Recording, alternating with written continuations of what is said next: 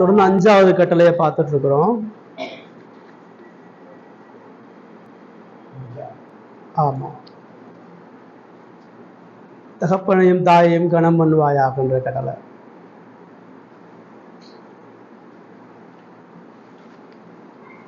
பார்க்கும்பொழுது இந்த கட்டளை தான் வாக்குத்தத்தம் பண்ணப்பட்ட முதல் கட்டளை. இந்த கட்டளைகளுக்கு ஆண்டவர் சில ஆசீர்வாதங்களை கொடுக்கிறார் அப்படின்றத பார்க்கணும். இது 5வதா ஆண்டவர் வைக்கும் பொழுது இந்த முதல் 4 கட்டளையை கைப்பிடிக்காதவே இந்த 5வது கட்டளையை கைப்பிடிக்க முடியாது. அதை நம்ம கவனிக்கணும். ஆண்டவர் இதை சரியாக ஒரு ஆர்டரில் வைக்கிறார்.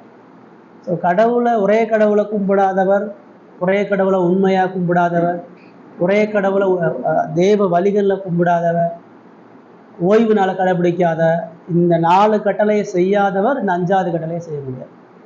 கடவுளை கனப்படுத்தி கடவுளை நேசிக்கிறவன்னா சக மனிதனை உண்மையாக நேசிப்பான். இப்போ கடவுள் அற்ற மனிதனிடத்துல அன்பை எதிர்பார்க்கவே முடியாது. கடவுளை கனப்படுத்தாதவன் இடத்துல அன்பையும் நீதியையும் உண்மையும் எதிர்பார்க்க முடியாது. உண்மையான அன்பு கடவுளிடத்துலேருந்து மனிதன்கிட்ட வந்தாதான் அந்த மனுஷன் இன்னொரு மனுஷன் உண்மையாக நேசிக்கும். அதனாலதான் அந்த 5வது கட்டளையில் அவர் முதலாவது குடும்பத்தை தான் ஒரு பிரதானமாக சொல்றார். தகப்பனையும் தாயும் சொல்லும் பொழுது ஒரு சமுதாயன்றது பல குடும்பங்கள் சேர்ந்தது தான். ஆண்டவர் குடும்பமாக இருக்கிறதுனால குடும்பத்தை உருவாக்குறா. அந்த குடும்பத்தில் பிரதானமான அன்பை சொல்றாரு. அதில் காலையில் கேட்ட பிரசங்க மாதிரி அதிகாரத்தினுடைய காரியங்களுக்கு கீழ்ப்படுதலை சொல்றார். அதில் நம்ம நிலைத்து வாழுதல், நீடித்து வாழுதல்னா கடவுள் அங்கே எதை முக்கியப்படுத்துறார் அப்படின்றத பார்க்குறோம். இது யாரெல்லாம் உள்ளடக்கி இருக்கிறதுன்றதையும் பார்த்தோம். இந்த பெற்றோர்கள் அப்படின்னா வெறும் சரீர தகப்பன் மாத்திரம் இல்லை, ஆவிக்குரிய தகப்பன், சமுதாய தகப்பன், அரசாங்க தகப்பன், சகோதர சகோதரிகள், அதிகாரமுள்ள எல்லாரையும் இது உள்ளடக்கி இருக்குதுன்றதை பார்த்தோம். கனப்படுத்துதலின் அர்த்தம் அதையும் பார்த்தாச்சு இல்லை, பார்த்தாச்சு. கனப்படுத்துதல் அர்த்தம் நம்ம பார்த்தாச்சு. இப்போ 76வது பக்கத்தில் சபையின் அதிகாரம் அப்படின்றதுல இருந்து நம்ம வாசிக்கணும். 76வது பக்கத்தில் சபையின் அதிகாரம்.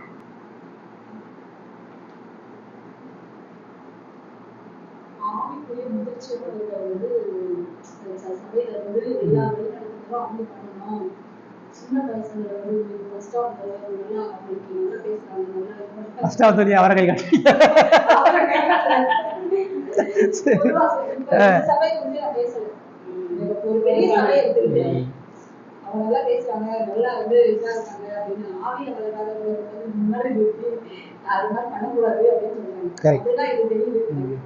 அது ஒரு சொல்றாரு. நம்ம வந்து கடவுளுடைய வார்த்தையை பிரசங்கிக்கிற அளவுக்கு விடக்கூடாது. அதை முடிந்தவங்க சொல்லணும், சபை போதவரும் சொல்லணும் அப்படின்றாங்க. அப்படி விட்டா அது தவறா இருக்க மாதிரி இருக்கு. ஏன்னா அவங்களுக்கு ஆவியிலே வளராதவங்களுக்கு போய் அவங்க சொல்றது நம்ம சொல்றதா கரெக்டு, நம்ம செய்யறதான் இது அப்படின்னு அவங்களோட பெருமைகள், அவங்களோட எண்ணங்கள் அதெல்லாம் செயல்படுத்துவாங்க. அது சரியா வராது, முரண்பாடா இருக்கும். வேதத்துக்கு அது முரண்பாடா இருக்கிறது சொல்லுவாங்க. திருச்சபையில முன்னாடி இருக்கிற அந்த பெரியவங்களை மதிக்கணும்னு சொல்லியிருக்காங்க, கனப்படுத்தணும், எந்த ஒரு விஷயம்னாலும் அவங்களுக்கு கீழ்படியணும்னு சொல்லியிருக்காங்க. கடவுளுக்காக கீழ்படியணும், வேற வெடி விஷயங்களுக்குலாம் வைக்கக்கூடாதுக்காக. இன்னொரு சத்தியத்தை சொல்லும் போது அவங்க கரெக்டா சொல்றாங்களான்னு பார்க்கணும். தவறி சொன்னாங்கன்னா அவங்களுக்கு நம்ம சொல்லணும் எடுத்து அப்படின்னு சொல்றாங்க. இது சபையில இருக்க மூத்தவங்களுக்கும் சொல்லியிருக்கிறாங்க. வெளியில இருக்க விசுவாசிகள் சொல்லணும், தப்பா இருந்தா சொல்லணும் அப்படின்னு சொல்லியிருக்காங்க. இந்த வசனம் வந்து கீழ்படியணும்ன்றத அதை முதன்மையா சொல்லுது. யாருக்கு முதன்மையா இருக்கிறவங்களுக்கு, போதகருக்கு, அது கீழே மூத்த விசுவாசிகளுக்கு நம்ம கீழ்படியணும். நம்ம நினைக்கிற மொட்டையா தாய் தகப்பனுக்கு கீழ்படியணும்னு சொல்லி போட்டோம்னா நம்ம அது மட்டும் தான் நம்ம நினைச்சோம். ஆனா இதுல நிறைய விஷயங்கள் இருக்குது. சபை போதகர்களுக்கு கீழ்படியணும், அரசாங்கத்துக்கு கீழ்படியணும், நிறைய விஷயத்த சொல்லியிருக்கு. நம்ம மூத்தவங்களுக்கு கீழ்படிந்து இருக்கணும் அப்படின்னு கட்டளையா சொல்லியிருக்கிறாங்க. கட்டளைக்கு நம்ம விசுவாசியா இருந்தா கீழ்படியணும் அப்படின்னு கடவுள் சொல்லியிருக்காங்க. அனுபவம் என்ன அளவுல ஆவிக்குரிய முயற்சி அப்படிங்கும்போது என்ன ஏஜ் லிமிடேஷன், வயது வரம்பை குறித்து அனுபவமும் ஆவிக்குரிய முயற்சியும் அடங்கியிருக்கிறார். இன்னொரு பக்கம் பார்க்கும்போது திறமைகளை மற்ற காரியங்களையும் வச்சு இளம் வாய்ப்புகளில் உள்ள எஸ்பெஷலி என்ன சொல்றாங்கன்னா ரட்சிக்கப்பட்ட ஆரம்பத்துல இருந்து அவங்களுடைய எல்லா காரியங்களையும் வச்சு அவங்க உள்ள கொண்டு வரணும். அதுக்குதான் அந்த கேப் என்ன சொல்றேன். அப்படி பார்க்க போனா இயேசு கிறிஸ்து வந்து அவர் வாசிச்சது அவர் முதிர்ந்தவரா, அவரை ஏன் அவர் வேதம் வாசிச்சாரு. வாசிக்கும்போது இந்த கடவுளுடைய பிள்ளை அப்படின்னு யாருக்கும் தெரியப்படுது. அவர் வாய்ஸ் அவருடைய வேதம் வாசிச்சு அவர் ஏசையாவை முன்குறிச்சு அது பெரிய பாவத்தை அவர் வாய்ப்பு. அவருடைய வார்த்தை வந்து உச்சரிப்பவரா இருந்தது. அவர் எந்த இடத்தையும் தவறு செய்யல. அவர் சின்ன வயசு தான். அவர் உண்மையா சத்தியத்தை சொல்றாரு. எங்க போனாலும் சத்தியத்தை மட்டும்தான் பேசினாரு. அதுக்குதான் கீழ்படியணும்னு சொல்றாரு. முடிந்ததுன்னா சத்தியத்துல, விசுவாசத்துல, கடவுளுடைய வார்த்தையில முடிந்தது. முதல் ஆண்டவர் வந்து வளர்ந்து வராகிய நாசரேத்துக்கு போய் அந்த ஆலயத்துல இருந்து ஏசாயா புத்தகத்தை முதல்ல இயேசு கிறிஸ்து ஆலயத்துல எடுத்து 30 வயசுல வாசிக்கிறார். நீங்கள் பல சத்தியங்களை போட்டு குழப்பிக்க வேணாம். முதல் டாபிக்கு கரெக்டாக பார்த்தீங்கன்னா சபையின் அதிகாரம் அதான் சொல்லுவோம். சபையின் அதிகாரத்திலிருந்து அவர் விளக்கப்படுத்தி வருகிறார். எப்பயுமே அந்த தீம் கருப்பொருளிருந்து அவங்க என்ன சொல்லி வராங்கன்னு பார்த்தா தான் நமக்கு புரியும், வழி விலக மாட்டோம். அப்படியே அவர் என்ன சொல்ல வராரு, தாய் தகப்பனுக்கு கீழ்ப்படியுதுன்றது சபையினுடைய அதிகாரத்தையும் உள்ளடக்கிதான் ஆண்டவர் அதை கொடுக்குறாரு அப்படின்றாரு. ஏன்னா சபை வந்து குடும்பம். சொல்லப்போனால் சபை தான் உண்மையான குடும்பமே.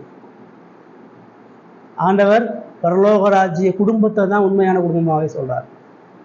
இயேசு பிரசங்கம் பண்ணும் பொழுது மரியாள் வந்திருக்கும் பொழுது அதான் சொல்றாரு, என் தாயும் சகோதரர்களும் வருகள் தான் சொல்லி கை காட்டுறார். வேதம் பல இடங்கள்ல இயேசுவை மணவாளனா சொல்லுது, சபையை மணவாட்டியா சொல்லுது. இயேசுவை தகப்பனா சொல்லுது, பின்பற்றவுடைய பிள்ளைகளா சொல்லுது. அதனாலதான் இந்த இடத்துல சபையை அவர் எழுதுறார். இப்ப சபையுடைய அதிகாரம் அவர் சொல்லும் பொழுது ஆண்டவர் சபையில அதிகாரங்களை நியமித்து வைத்திருக்கிறார். சகோதர சபைன்னு ஒரு சபை இருக்குது, பிரதர் சர்ச். அங்க வந்து அதிகாரமே கிடையாது. அங்க வந்து எல்லாரும் பாஸ்டர். ஏன்னா நீங்கள் குருக்கள் என்று அழைக்கப்படாதிருங்கள், நீங்கள் போதகர் என்று அழைக்கப்படாதுன்னு இயேசு சொல்லியிருக்கிறாரு. அதெல்லாம் நம்ம எல்லாரும் இயேசுக்குள்ள சகோதர சகோதரிகள் எந்த அதிகாரமும் இல்லை. அப்போ அந்த வசனத்தை தவறாக விளங்கிக்கிறாங்க. வேதம் நமக்கு தெளிவா அப்போஸ்தல அதிகாரத்தை சொல்லுது. இயேசுவை பின்பற்றவர்கள் மூலமாக தான் சபை உண்டாக்கப்பட்டது.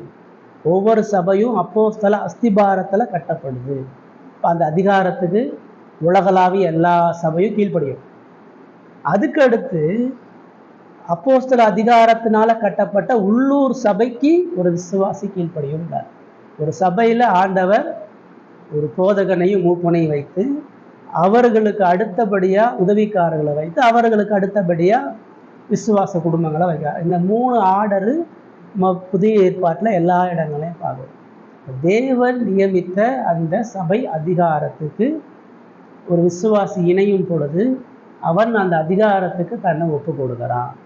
நம்ம இயேசுவுக்கு தான் ஒப்பு கொடுக்குறோம். இயேசுடைய வார்த்தையை கொடுத்து நம்மளை போஷிக்கக்கூடிய ஆவிக்குரிய தகப்பன்மார்களுடைய அதிகாரத்துக்கும் நம்மளை சேர்த்து ஒப்பு கொடுக்கறதுக்காக தான் அதை முன்னிலைப்படுத்துறார். அப்படி இந்த ஆவிக்குரிய தகப்பன்மார்கள்னு சொல்லக்கூடிய அந்த அடையாளம் எப்படி அனுபவமானது, அவர்கள் தேவனுக்குள்ளாக எவ்வளவு பலப்படுறவர்களாக இருக்கணும், அனுபவசாலியாக இருக்கணும், ஆவிக்குரிய முதிர்ச்சியாக இருக்குன்னு சொல்கிறார். இங்கே வயசையே மென்ஷன் பண்ணலை. வயசுக்கும் அனுபவத்துக்கும் இங்கே எந்த சம்மந்தமும் கிடையாது. அந்த பதவியை தான் இங்கே சொல்கிறார். போதக பதவியில் இருக்கிறவங்க அனுபவசாலியாக இருக்கணும். நேற்று சபை ஆரம்பித்து இன்றைக்கி நம்ம போதகனாக இருக்க முடியாது.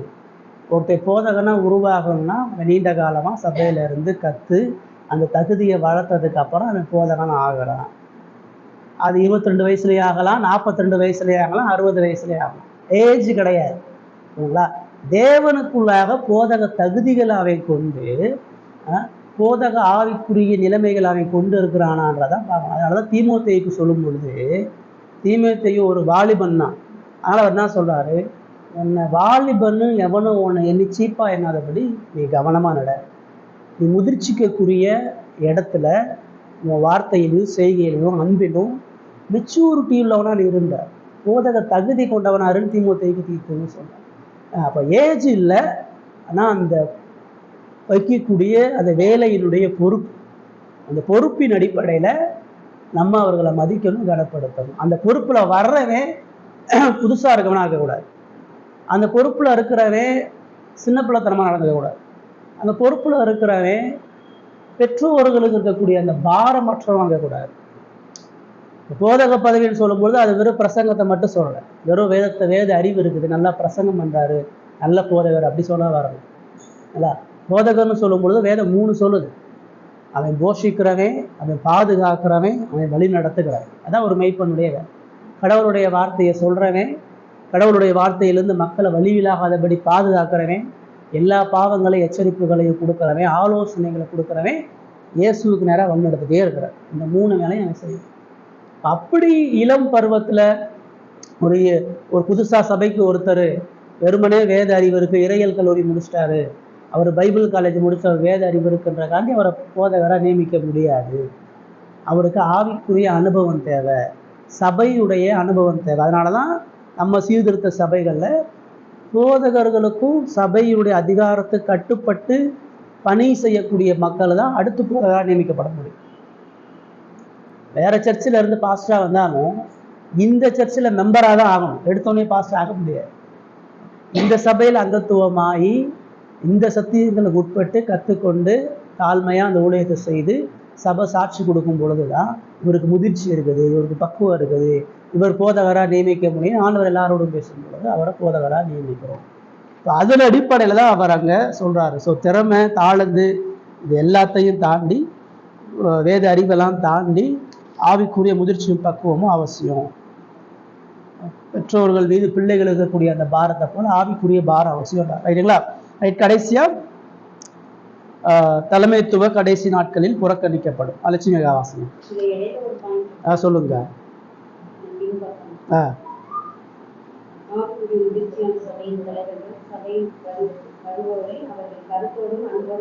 ஆமா.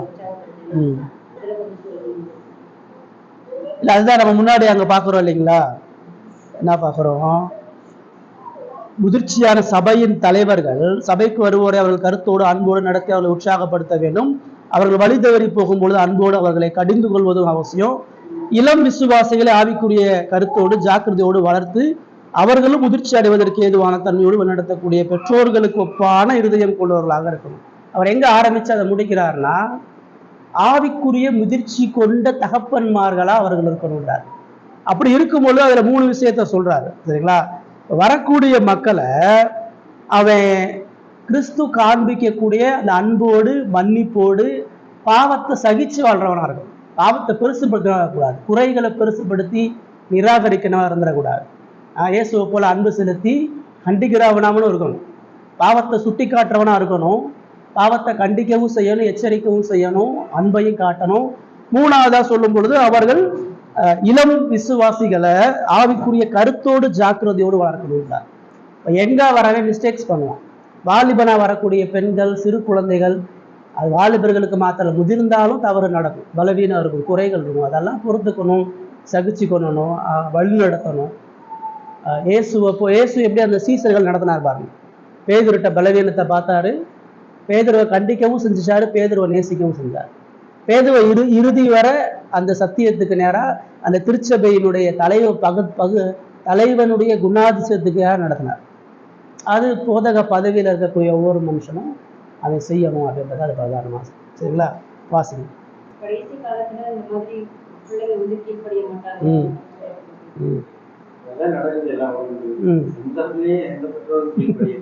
ஆவிக்குரியத்திலையும் கீழ்ப்படிய மாட்டாங்க அப்படின்னு சொல்லி இந்த பக்கம் வந்து சொல்லியிருக்கிறாரு, ஒருவருக்கு ஒருவர் எப்படி கற்றுக் கொடுத்து கணத்தையும் கீழ்ப்படியும் எப்படி இருந்தாங்களோ அது போல ஆமா கடவுளுக்குள்ள கீழ்ப்படிந்து, சபைக்கு கீழ்ப்படிந்து, மக்களுக்கு கீழ்ப்படிந்து, பெரியவங்களுக்கு கீழ்ப்படிந்து கீழ்ப்படிந்து. இந்த 5வது கட்டளை எல்லாத்துக்கும் கீழ்ப்படின்னு சொல்லுவாங்க. அதிகாரத்துக்குள்ள எல்லாத்துக்கும் கீழ்ப்படியணும் அப்படின்னு சொல்லுவாங்க. கடவுள் அதுக்கு எடுத்துக்காட்ட கடவுளை சொல்றாங்க. கடவுள் எப்படி கீழ்ப்படுகிறாருன்னு பாருங்க, நீங்களும் அதோட பின்னாடி இருந்து கூட பார்க்கும் பொழுது அது சொல்றது, பிதா குமாரன் பரிசுத்த ஆவியானவர் ஒருவருக்கு ஒருவர் கொடுக்கும் கணத்தையும் கீழ்ப்படிதலையும் பார்க்கணும்னு சொல்லுது. இப்ப நம்ம பெற்றோர் பிள்ளைகளுடைய அதிகாரத்தை பார்த்தீங்கன்னா, பெற்றோர்களுக்கு அனுபவம் இருக்கு, பிள்ளைகளுக்கு அனுபவம் இல்லை. பெற்றோர்கள் வயதுல மூப்பு, பிள்ளைகளுக்கு வயசு கம்மி. பெற்றோர்கள் முதிர்ச்சி உள்ளவர்கள், பிள்ளைகள் முதிர்ச்சியற்றவர்கள். இப்ப இதனாலதான் கீழ்ப்படியா நம்ம சொல்லலாம். ஆனா திருத்துவத்துல பாத்தீங்கன்னா இந்த எந்த வேறுபாடுமே இல்லை. பிதாவுக்கு இணைய குமாரன் இருக்கார், குமாரனுக்கு இணைய பரிசுத்த ஆவியானவர் இருக்கார். நான் வேதம் எல்லாம் சொன்னேன்னா பிதாவுக்கு இயேசு முழுமையா கீழ்ப்படிந்தார். எதுக்கு கீழ்ப்படிந்தாரு? எந்த நிலையில கீழ்ப்படிந்தாரு? பிதா ரட்சிப்பின் நாயகரா ரட்சிப்பை திட்டம் பண்றவரா இருந்தனால அந்த திட்டத்துக்கு குமாரன் தன்னை ஒப்பு கொடுத்தார்.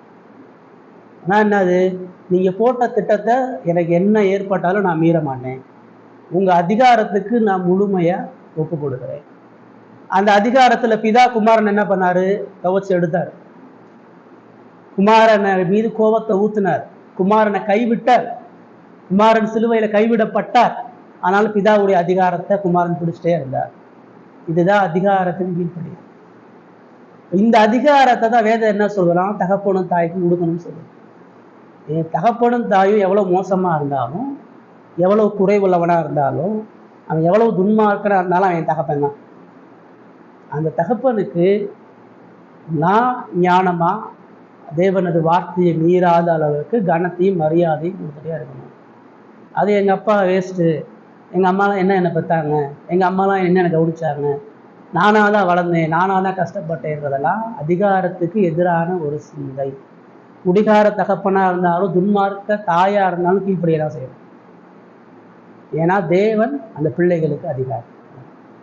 பாவம் தான் செய்யக்கூடியதே ஒழிய மற்றபடி எல்லா வகையிலும் பெற்றோர்கள் தீமையை செய்தாலும் பிள்ளைகள் நன்மையை தான் செய்யும். அதுதான் முழுமையான கீழ்ப்படிதல். எவ்வளவு துரோகம் நடந்தாலும் அது அன்பு கூர்ந்து நேசிக்கும்.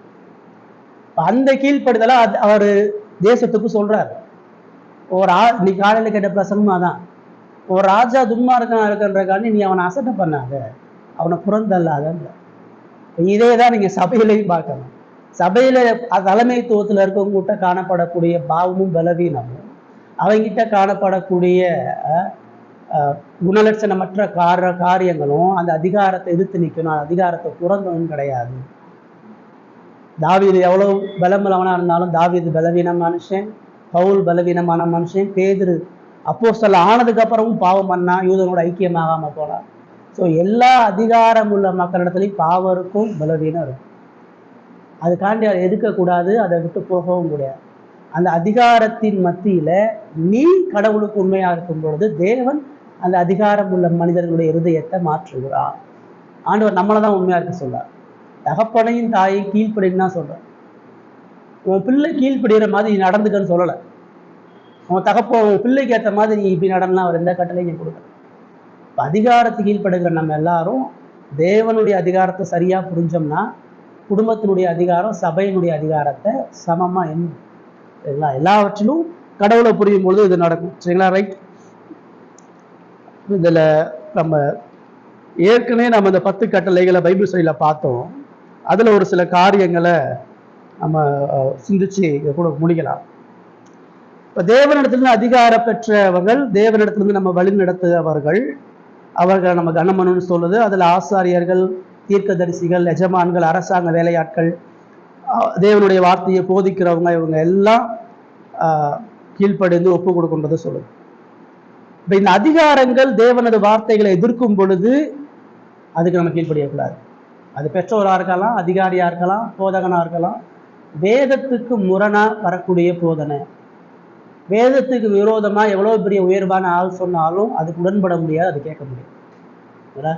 வேதத்துக்கு உட்பட சொல்லக்கூடிய ஆதரைகளை அதை நம்ம செய்யணுன்றதான் சொல்லுது. நம்ம மனித அதிகாரத்தை விட கடவுளுடைய அதிகாரம் தான் முக்கியம், கடவுளுடைய வார்த்தை தான் முக்கியம். கனப்படுத்துவாயாகன்னு சொல்லும் பொழுது கீழ்ப்படிந்து வாழ்னு சொல்லுது, அன்புடன் கைக்கொள்ளுன்னு சொல்லுது, நேசின்னு சொல்லுது. அவர்களுடைய நிலையின் அடிப்படையில, திறமையின் அடிப்படையில, தகுதி அடிப்படையில கிடையாது. சில பெற்றோர்கள் மனநோயால பாதிக்கப்பட்டிருப்பாங்க, மனநலம் பாதிக்கப்பட்டிருப்பான், அல்லது மாற்றுத்திறனாளியா இருப்பான். அதுக்காண்டி அவனை அற்பமா எண்ணக்கூடாது. அவனும் பெற்றோர் தான், அவனும் கனமா எண்ணப்படுகிறவன் தான். சரிங்களா? ஸோ அது எல்லாத்தையும் வேதம் நமக்கு பிரதானமா சொல்லுது.